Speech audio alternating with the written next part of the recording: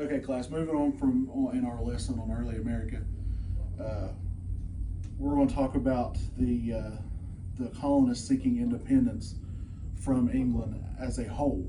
We already know from what we've learned that the colonists had already left England in order to gain more independence, staying associated with England, but kind of gaining a little bit of independence by breaking away and forming the 13 original colonies.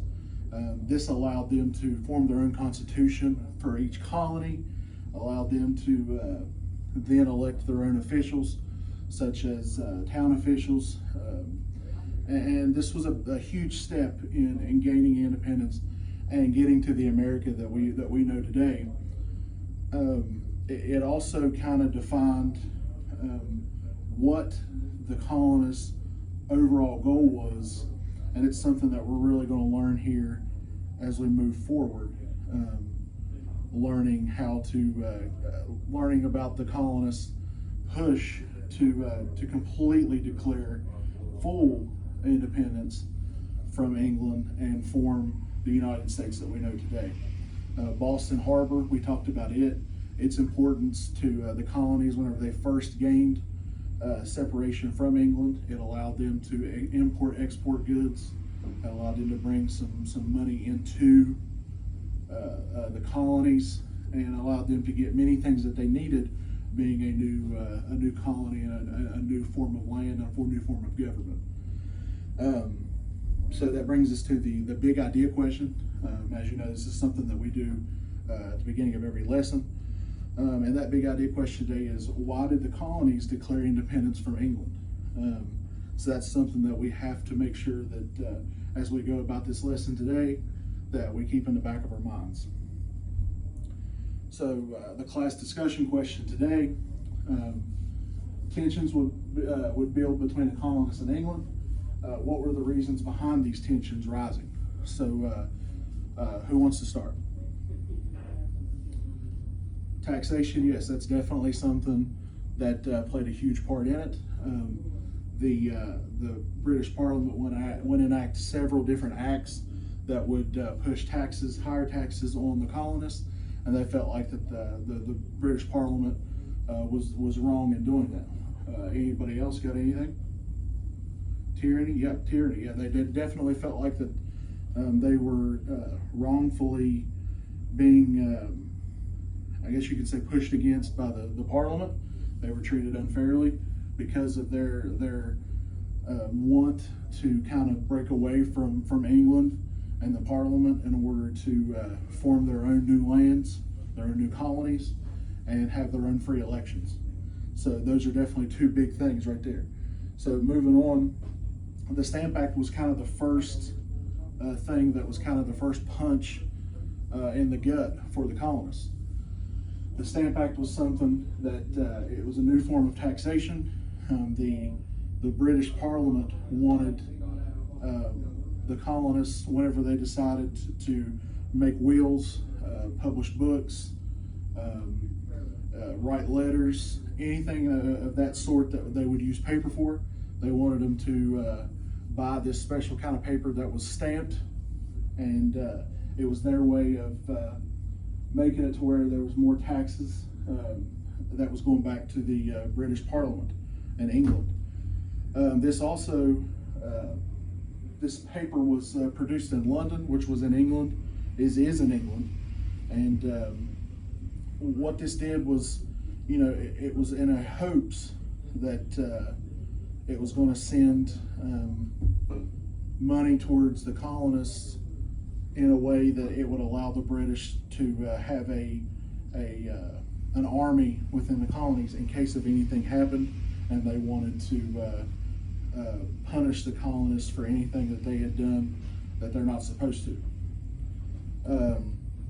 This taxation led to the colonists boycotting goods from England, and it even led to attacks on collectors and their homes and their families, which is something that we'll definitely learn about here in just a second with a video. This Stamp Act was part of the Townshend Acts. There was a couple different things that happened. This raised a bunch of red flags for the colonists because it again felt like they were being unfairly treated. And it kind of incited a little bit of a riot and fueled the tensions that you begin to see between England and America, the American colonists. So we will go ahead and look at a video right now that explains the Townshend Acts and what they meant for the American colonies. American colonists were generally peaceful and productive, but also a fiercely independent bunch. The British, however, not so keen on fostering that independence. Fed up by acts of dissent against their rule, the royal crown imposed severe taxes to show the colonies who was boss. These taxes were known as the Townshend Acts. And to better understand their creation and effect on the colonies, here are 5 things that you need to know. Before the Townshend Acts, the British passed a hated piece of legislation called the Stamp Act, which taxed anything made of paper in the 13 colonies. We're talking contracts, wills, deeds, newspapers, magazines, pamphlets, even playing cards. Boston protesters hanged their city's tax collector in effigy and ransacked his home. Many colonial merchants embargoed British goods until the tax was lifted. Less than a year after its introduction, Parliament repealed the Stamp Act. This only encouraged England to come up with more creative ways to squeeze the colonies for more money.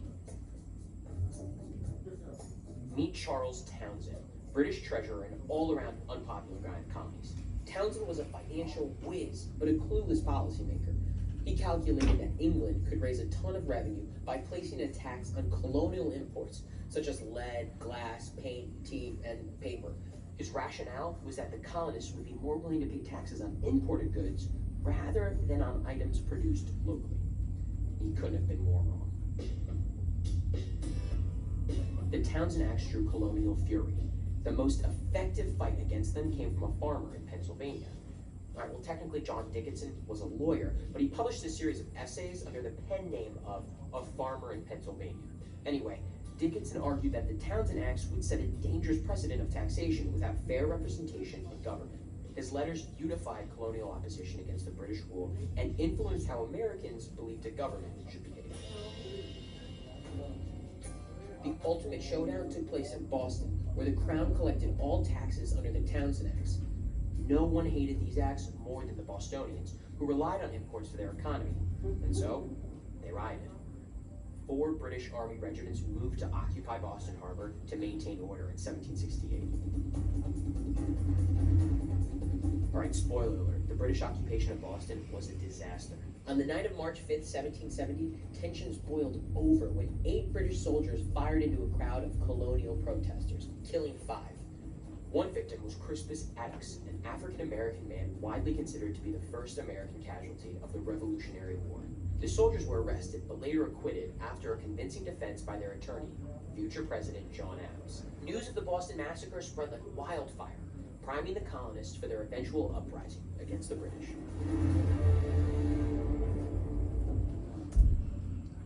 Okay, as you can see, there was huge fallout between the Americans and the colonists with what we've seen with the Townshend Acts. We learned about the Boston Massacre, which, you know, in today's times would be nothing close to a massacre. It was something back then, though, that played a huge part in what was going on. We've seen the Stamp Act repealed not even a year after it was enacted, because it was kind of the Parliament's way of looking at the colonists and saying, hey, we understand you're frustrated, we understand you feel this way, and it allowed the repeal, kind of allowed tensions to kind of die down. The Boston Massacre was something that kind of fooled those tensions even more, because we've seen the first casualty, what was known as Crispus Attucks, as the first casualty of the American Revolution. Even though the Revolutionary War hadn't even started, it was something that fueled those tensions into what was going to start becoming the war. As you can see, John Adams, one of our future presidents at that time, he was actually the one that represented the soldiers, the British soldiers, that fired into the group of colonists that were angry about the Boston Harbor being occupied by England. As we talked about, the Boston Harbor was significant to the colonists because they relied on those imports in order to survive. So whenever the English army was occupying the Boston Harbor and doing the things that they were doing, this played a huge role in how that they were going to survive. So they took it upon themselves. The deckhand Crispus Attucks went, and a few of his buddies, after you can say a good time at the local pub there in Boston, went down, and the riot kind of started. So that leads us to the Tea Act. This was something that also hurt the colonists, because tea in that time was huge. It's not, I mean, today you go to the southern states and sweet tea's grand, but that's not the kind of tea that this was. This tea was something that was preferred choice of drink by the colonists. This was something they could get imported in, and it was a great deal of importance for them and their way of life. So in 1773, the British Parliament decided to enact the Tea Act, which had a taxation on tea, and it was trying to, what this was trying to do was the British Parliament was trying to save the tea trade of the East India Company, tea company. This was also a front for them to be able to try to smuggle the tea from Boston Harbor to the Dutch traders that they worked with. So this was kind of a thing that Bostonians were unhappy with. All colonies were really unhappy with it, but it was something that they felt was just another blow to the strides that they had been trying to make to get along with England, and it was something that they felt they needed to try to push against in order to preserve their way of life. This leads to the Boston Tea Party. On December 16, 1773, a group of colonists led by the Sons of Liberty leader Samuel Adams decided to dress as Native Americans. What this did is they used boats to get onto the ships that were anchored in the Boston Harbor, and they proceeded to dump 18,000 pounds of tea into the Boston Harbor as a refute against the Tea Act. Something that, as we've talked about already, something that kind of pushed against the way of life of the colonists. They were fed up with the taxes. They were fed up with the wrongdoings of the English government, and this was a huge fallout in the push for independence. So right now we will watch our second video that kind of gives you an idea of what the Tea Act was and the importance that it played Revolutions during rarely this happen time. overnight, and the American Revolution was no exception. It was a slow burn of frustration and anger that built up month after month, year after year. One of the crucial moments in the saga was the Tea Party, brought on by the passage of the Tea Act in 1773. Here are 5 important points to fully understand the scope of the Tea Act and why it was so important to the birth of our nation. In the 1770s, one of the most valuable commodities in the Western world was tea. Tea was new, it was exotic, exactly the kind of thing that's easy to sell. But maybe not that easy. Because by 1773, decreased sales left the British East India Company with a surplus of over 17 million pounds of tea just sitting and rotting in warehouses in England. The country's biggest and most important company was in serious trouble. The British East India Company needed a bailout, and they looked to the North American colonies for a solution. Normally, British tea merchants sold tea to American traders in London at a markup, who would then sell the tea to colonists. The British government thought, why are we using American merchants to sell our tea when we can ship it there ourselves? So they cut out the middleman by passing the Tea Act of 1773, which allowed the British East India Company to ship and sell their tea directly to the colonies at a lower cost. The idea being that a British monopoly on tea sales in America would ease the company's financial burden. Now, it's important to understand that the Tea Act was part of a larger effort by the British Crown to squeeze as much money from the colonies as possible. The Brits were heavily in debt from the French and Indian War, and the colonies became their own private ATM of sorts. A few years earlier, Parliament passed the Townshend Acts, which taxed items that colonists relied on: lead, glass, paper, paint, and of course, tea. The backlash was so severe that the British repealed all the Townshend Acts, except for one, the tea tax. Colonial tea merchants were furious. Not only had the Tea Act taken away their source of income, but they would still be taxed through the roof to buy their own tea. Colonists had to take matters into their own hands. December 16, 1773. Americans fought back by boycotting British tea entirely, allowing imports to sit on the docks and spoil. Colonial Governor Thomas Hutchinson ordered that American colonists buy the tea, but they had other plans. That night, a group of about 60 Bostonians called the Sons of Liberty, wearing mohawk headdresses and war paint, boarded 3 British East India Company trading ships and dumped 342 chests of tea into the Boston harbor. The Boston Tea Party was celebrated across the colonies as a symbol of defiance against the tyrannical British rule. The British doubled down in response, passing what became known as the Intolerable Acts, a series of laws designed to punish colonial America for their resistance. They closed Boston Harbor, imposed martial law in Massachusetts, and allowed British troops to shack up in colonists' homes whenever it was necessary. For the colonists, the Intolerable Acts would be the straw that broke the camel's back. While the Tea Act was not extremely potent on its own, it was part of a series of events that snowballed towards the revolution in the 13 colonies. The phrase, "no taxation without representation," wasn't just a slogan. It was the result of years of unfair treatment by the British Crown. The Tea Act serving as a prime example.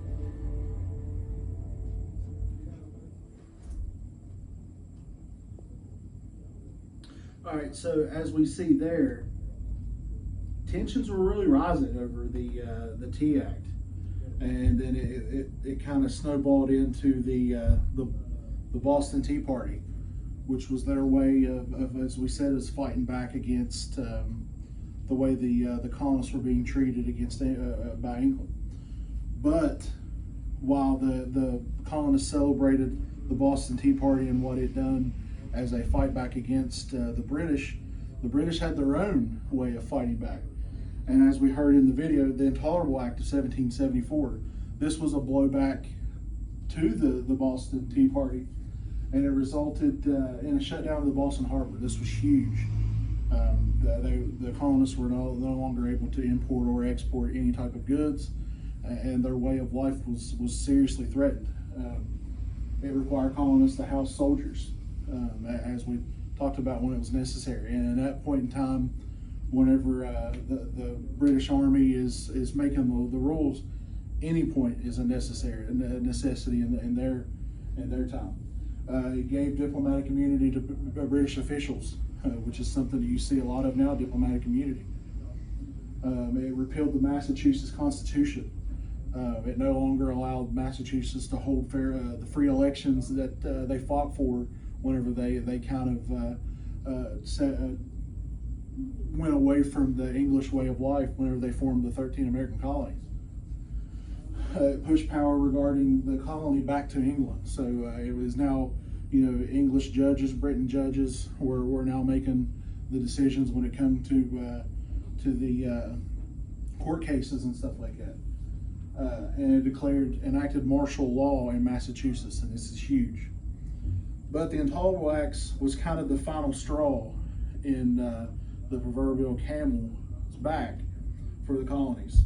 So what that did was it allowed the colonies to form the first Continental Congress. It brought 12 of the 13 colonies elected officials together.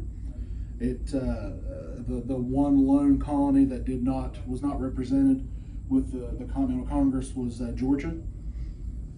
And what this did was it was the first step towards gaining independence the way that it needed to be done. The Congress met in Carpenter's Hall in Philadelphia, Pennsylvania. The first meeting was convened on September 5th, 1774. It discussed resistance to British oppression. And one thing that was big about the First Continental Congress was they were all kind of mixed about how they were going to fight the oppression that the British was imposing on them. But one thing that they all agreed upon was that the Boston Tea Party had united them to seek independence from England. And with that, that is today's lesson. That kind of springboards us into the next lesson of where we start talking about the what the Continental Congress did in order to form the U.S. Constitution, and also springboards us into the actual American Revolution. So, is there any questions at this time? All right, please make sure that you study up in your textbooks on the things that we learned. Take these notes that we've taken from today's class and make sure that you study them, because this will be on the overall test that is at the end of the lesson on the American history, the new history, new era history when it comes to our lesson on the new America. Thank you, guys.